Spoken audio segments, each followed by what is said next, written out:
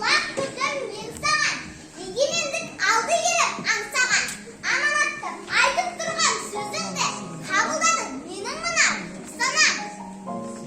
Бала болып бақытты болып жүргенім, айналама шуақ шашып күлгенім, бұл төбесін ашқаспан күлгіне деп тілейді кішкентай мен жүрегім. Арқа сүйеп артыңызда соңыңыздан еремін, жақсы деген қасиетті теремін. Біз секілді ұрпақтары болғанда жарқын болар болашаққа сенемін. О Тәңірім, еркіндігімді сезуге жазған күннің туғанына тәубе етеміз. Мұна біз Алаш қаласы еңсе көтеріп, өз үйінде өгейсінбей жүргенде міне 31 жыл толып отыр. Тәуелсіздіктің тәтті дәмін сезіп, алшаңдай аяқ басып келеміз. Осы бір бақытты балалық шағымды Құдайым көп көрмесе керек.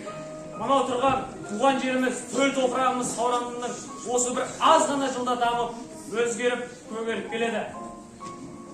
Білім алсақ, жарқырап тұрған мектебім бар. Ізденуге, оқуға шақыратын ұстаздарым бар.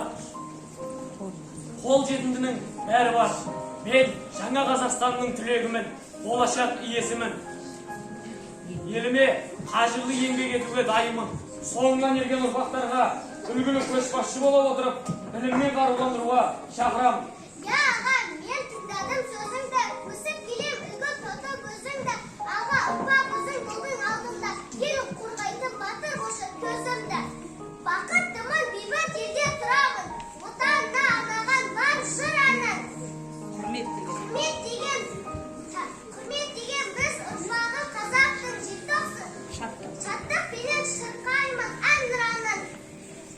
Тәуелсіздік қиындықпен келгенін, шаттық пенен жанбай жатып талай жастың сөнгенін.